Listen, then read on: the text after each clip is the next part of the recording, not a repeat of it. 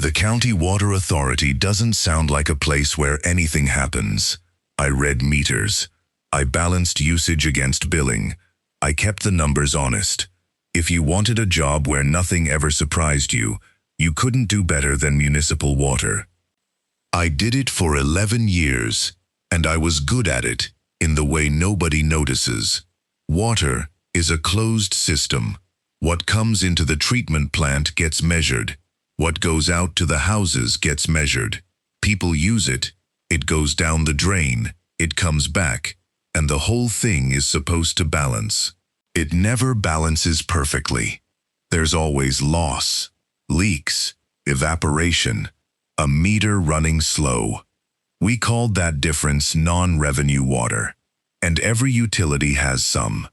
Ours ran around 8%, below the national average.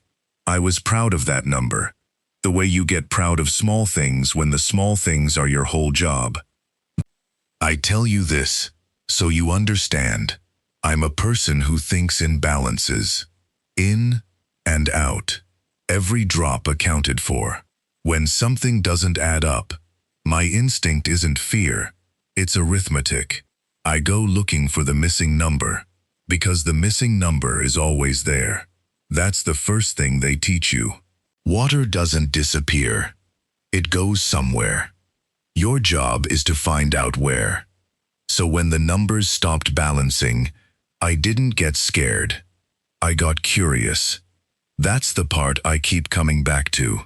The fear came so much later than it should have, because for a long time, it just looked like a math problem.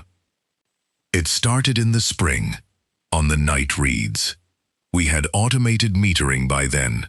Little radio transmitters that phone home your usage every hour. The data batched in overnight, and in the morning, I'd reconcile it against what the plant sent out. Most mornings it was a 5-minute job. One morning in April, the reconciliation came back with a discrepancy on the outflow side. We'd sent more water into the system than the meters accounted for. Just a few thousand gallons overnight. That's nothing. A lawn sprinkler somebody left on. I flagged it and moved on. The next night, it was bigger. And the night after, bigger again. By the end of the week, we were losing enough water overnight that it stopped looking like a leak and started looking like theft. Somebody was pulling serious volume off the system in the dark hours, between about 1 and 4 in the morning, and the meters weren't seeing it. Water theft is real, and it's boring. Construction crews tap a line. Somebody bypasses a meter to knock down the bill. So I did what you do. I pulled the pressure logs, because if somebody's drawing a lot of water off a section of pipe, the pressure in that section drops. You can see it. Pressure is honest. Pressure doesn't lie, because it's just physics. The logs showed a drop every night in the same window, concentrated in the northwest quadrant, out past the reservoir, where the land goes hilly and the population thins to almost nothing. A handful of farms, some hunting land, a couple of roads, so I pulled the meter list for that quadrant, expecting to find some account chewing through thousands of gallons a night. The water was going to an account that wasn't billing anyone. Let me explain how the system worked, because it matters. Every service connection had a record, an account number, a service address, a customer name, a meter ID. When water flowed through a meter, it got tied to that account. No account, no billing. The connection either exists or it doesn't.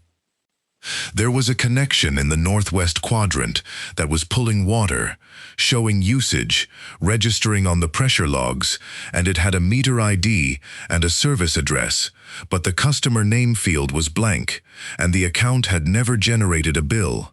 Not that month. Not ever.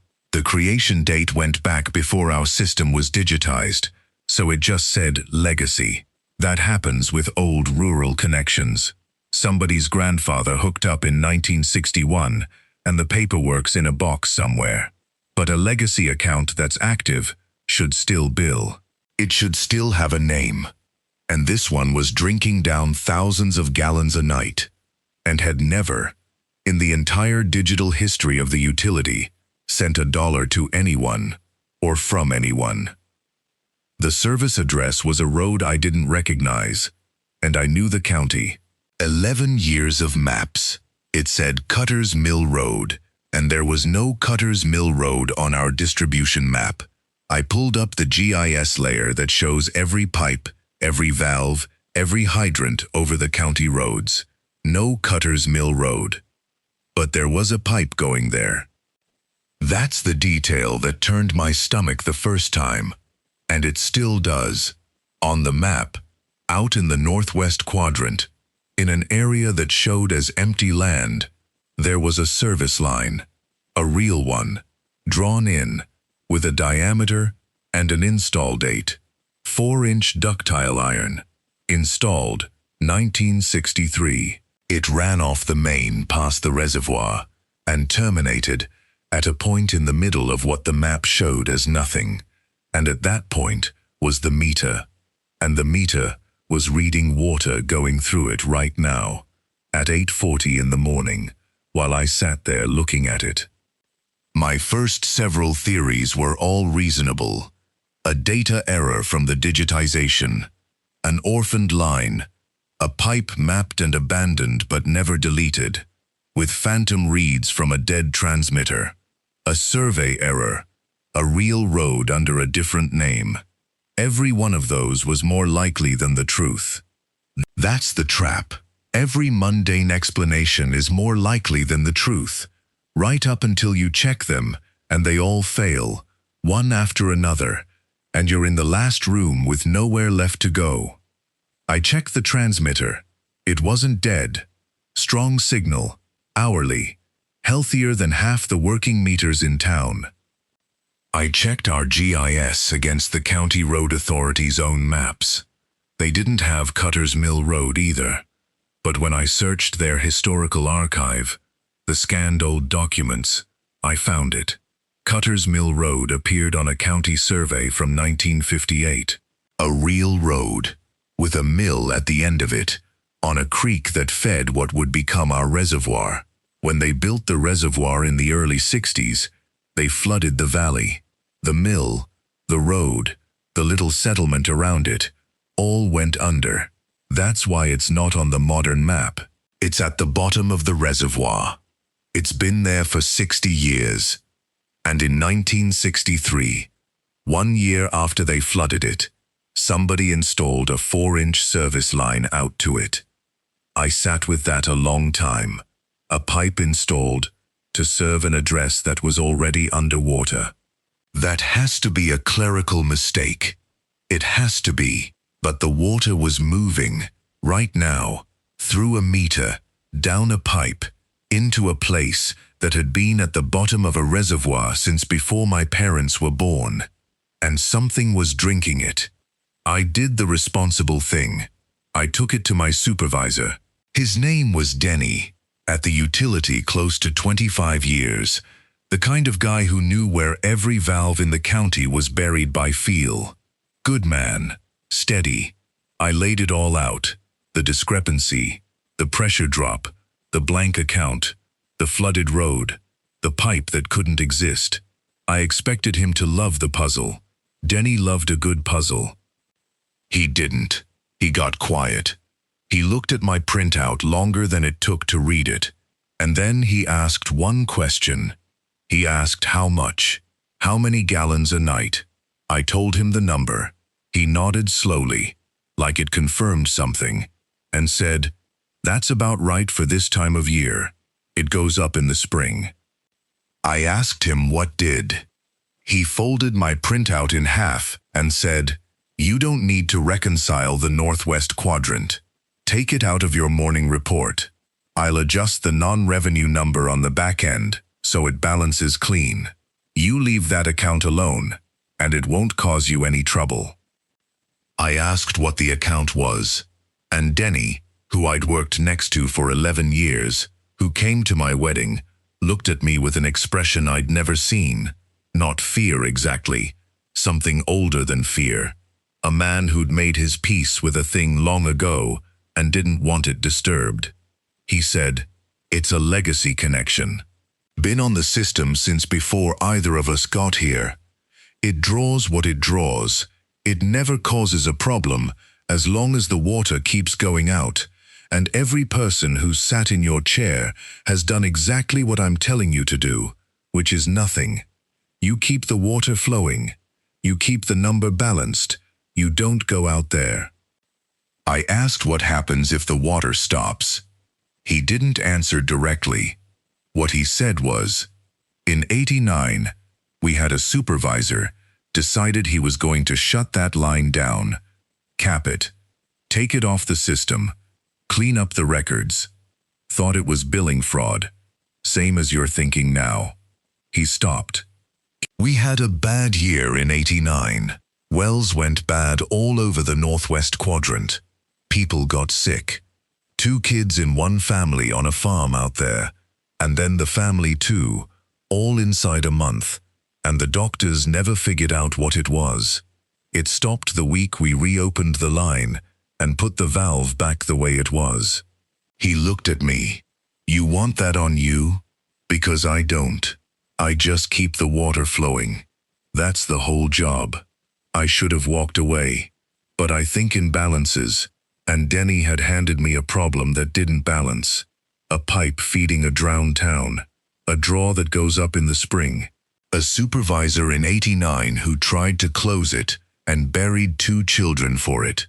I couldn't leave a thing unreconciled any more than I could stop breathing. That's not courage. It's a defect, and I want to be honest about that. So I kept looking, quietly.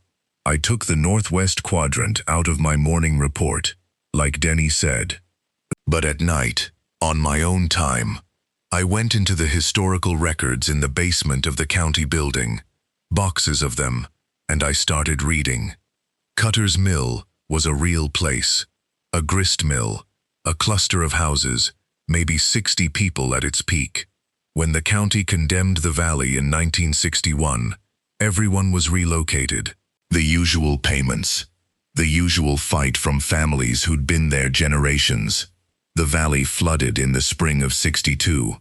That should have been the end of it. But the Water Authority's founding documents, the original charter for the reservoir, had a clause I read 4 times before I understood it.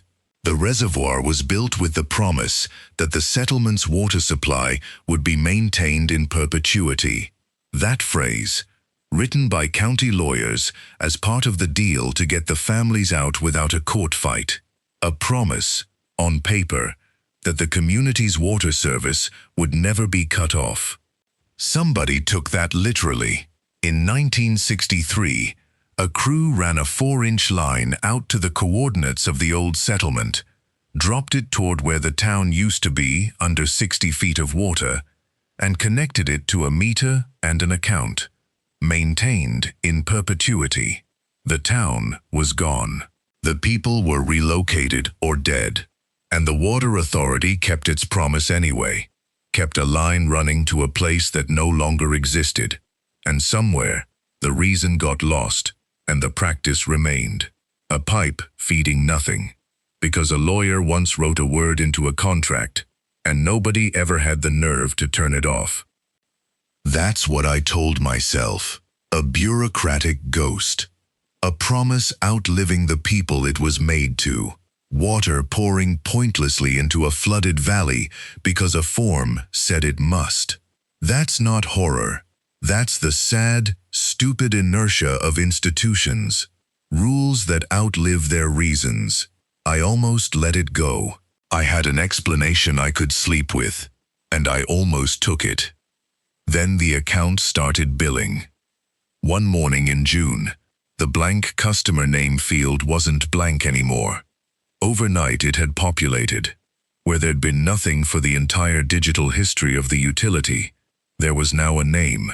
A list of names, 61 of them, and a mailing address, Cutter's Mill Road. And the account had generated its first bill in 60 years, itemized by household. The way old rural accounts used to bill a whole settlement through one master connection. I pulled the county's relocation records from 1961. Every resident moved out of the valley before the flood. 61 names. They matched. Every one. The account was now billing, by name, the exact population of Cutter's Mill, as it had been the year before the town went under. Not their descendants. Them. The ages were in the record, and they were the ages from 1961.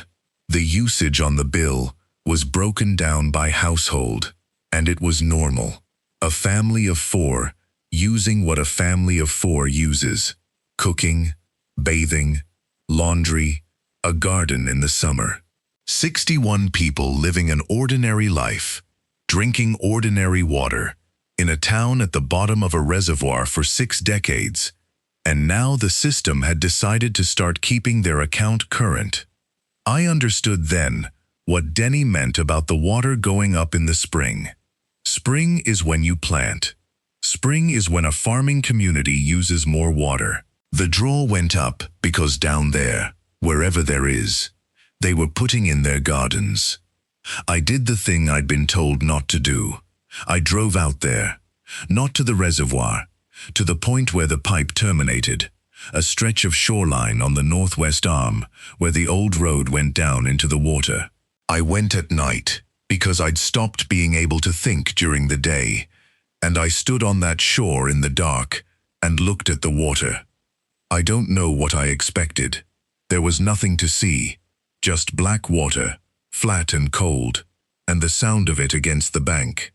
But I'd brought a pressure gauge, and I found the access point where the 63 line came up before going down into the reservoir, an old valve housing half sunk in the mud that wasn't on any map I was supposed to have.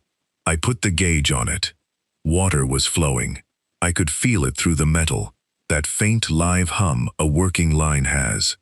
60 feet down, at the end of that pipe, in the drowned streets of a town the county had promised to supply forever, something was drawing water at 2 in the morning, steady and calm, the way a household draws when someone gets up in the night for a glass from the tap. I put the valve back the way I found it. I thought about 89 the whole time. 2 kids on a farm, and a doctor who never figured it out.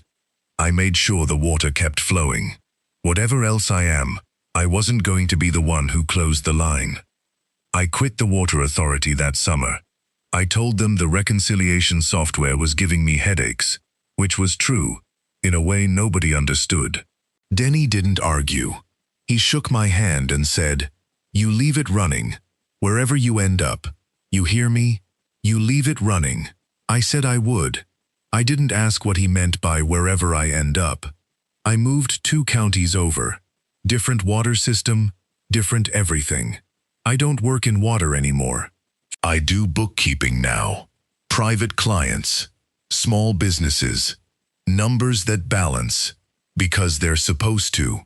Here's why I'm telling you this. 3 weeks ago, my own water bill came from my current utility in my current county that has nothing to do with the reservoir or Cutter's Mill. The usage was too high, way too high, for one person living alone who's barely home. I called, annoyed, ready to dispute it. The woman on the phone pulled up my account and got quiet in a way I recognized. She said my connection was showing a second meter tied to it, a sub-account. A legacy connection, one of the old ones from before their system went digital, with my address, but a different service line feeding a different location, and she couldn't quite make the map show her where. She said the customer name field on the sub-account was blank. She asked if I'd added anyone to my account recently, any other household, any other names. I said no. I said, please, read me the service address on the sub-account. She read it to me. It was Cutter's Mill Road. I haven't disputed the bill. I pay it every month, the full amount, whatever it is. I don't call to ask questions. Denny told me to leave it running, and I've decided, That's advice I intend to follow for the rest of my life. Because the alternative is finding out what happens in the spring when the draw goes up. And I already know what happened to the man who tried to close the line. I think about the promise sometimes, maintained in perpetuity. I used to think it meant the county's obligation to a drowned town. Now, I think it meant something else. I think a promise like that doesn't just bind the institution. It binds whoever holds the ledger. Denny held it. Then I held it. And now, somehow, I still hold it. In a county I fled to, through a utility that never heard of Cutter's Mill. The water goes somewhere. That's the first thing they teach you. And it's the only thing I know for certain anymore. Water doesn't disappear. It goes somewhere, to someone. And as long as I keep paying, as long as the line stays open, and the meter keeps turning, it's going to them, instead of coming for me. So I keep the water flowing. That's the job. I understand now it was always going to be the job, that it doesn't end when you quit, and that somewhere under 60 feet of cold water, there are 61 people planting their gardens for the spring, drinking from a tap the county promised them forever, and my name is on the account now, right below the blank space where theirs used to be.